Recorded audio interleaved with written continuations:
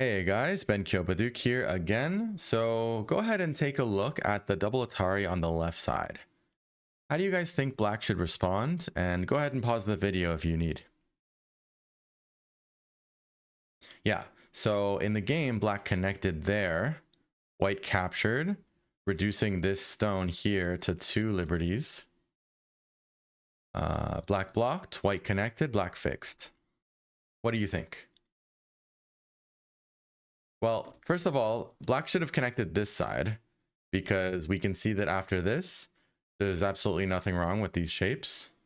But in the game, white actually could have cut here. So you might be wondering, wait, but my stone's in Atari. How can I do that? Black's going to take, right? Well, it's a ko. So in this video, we're going to kind of clarify how kos work and dispel the confusion that you guys and my student have had, okay? Because ko is actually a lot simpler than you might think. So we're going to talk about ko in this situation and one more situation after this. Right, so white cuts to make it serious, right? Because if black connects, then there's going to be this kind of stuff, right? So black takes. And first of all, this is the part where we're going to do co-threats. What's a co-threat, right? Co-threat is a threat somewhere on the board that ideally they cannot ignore, or like where if you get 2 moves in a row, you would get a huge benefit, right? Like destroy something. And by doing that, you pass a turn. For example, if we play here, right? Black connects, then we can take back the ko because it's no longer an infinite loop, right? We're able to pass a turn. So now black is going to have to find a ko threat or connect here. In this case, white doesn't stop here and connect because black can go here and fix everything. So in this particular case, white's actually going to make the ko more serious by Atarying here. Now it's really do or die.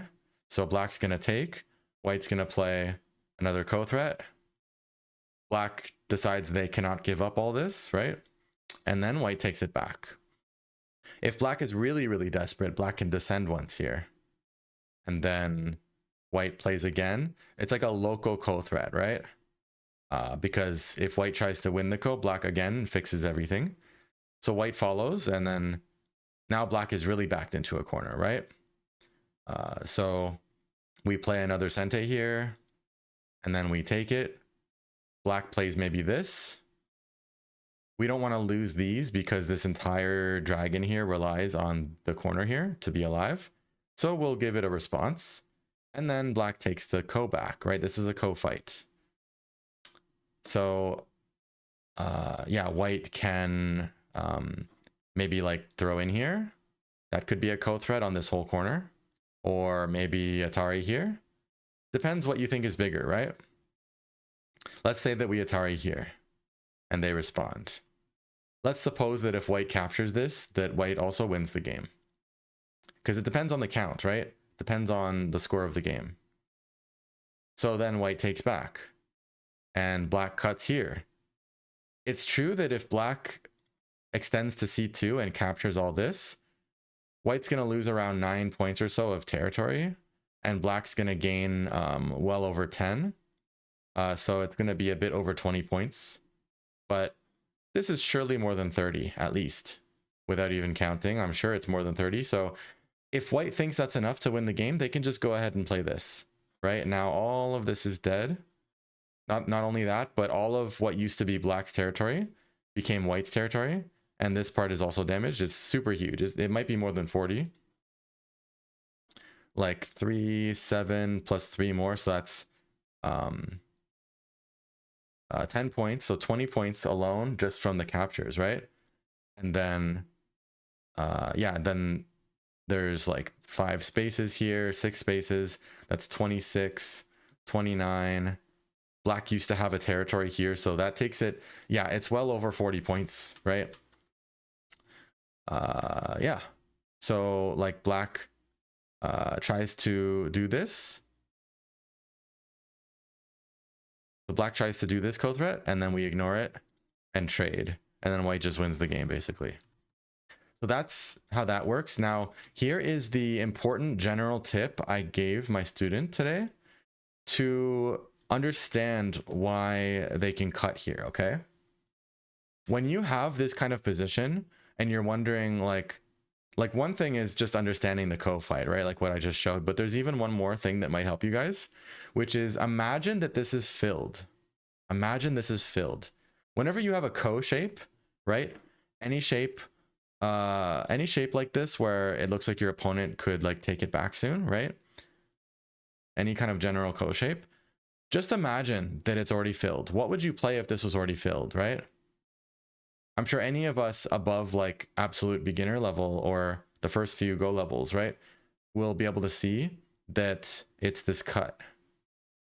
Like if you're at least stronger than 20Q or something, or 22Q, then yeah, you'll see this cut. And of course, you would play it, right? If black connects this, then the whole everything up here dies. So black needs to play something over there and then play again and then live like that.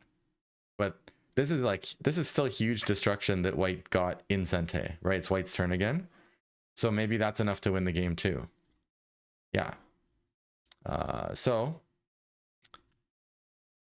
Even though this is not filled, you should go ahead and cut, right? Even though black takes, that's what co-threats are for, right? Like this kind of thing. Even this kind of thing. You know, even this. Sometimes even this, right? But as long as it's big enough, as long as you're going to get enough in return, that's why you probably want to start with your biggest co-threats. Look around the board, so this one would be really big. So that's how that works. Just remember, imagine that this is already filled. Now, to sort of start finishing off here, I'm going to show you guys one more interesting, fun co-situation. It's going to be up here, actually. So if you imagine normal endgame moves here, right? Locally speaking, white would maybe descend. Black has to keep the eye real here and stay alive. And then white descends here. And black either protects one point there or plays away, something, and allows white to get this 1 point reduction with this Atari, right? So yeah, so as a result, like let's say we just have black responding to everything here. We can see that black kept all their points and white has a total of 3, including captures up here, right? Let's try something else though. Let's try capturing, okay? Capture is actually threatening to throw in here. And guess what? It's another co. If black takes, we can play a co-threat and take back. Now black's entire corner is in jeopardy because it's not alive. So when we play here, black needs to see that and defend that. Yeah. So then we have this one, right? And then black takes it, but we can play another co-threat and then take it back. And white has very little to lose here, right? Like nothing of white's is in jeopardy, but black has a lot to lose because if white captures this, it's going to start destroying this territory. So most of the time, this kind of black's just going to connect it, right?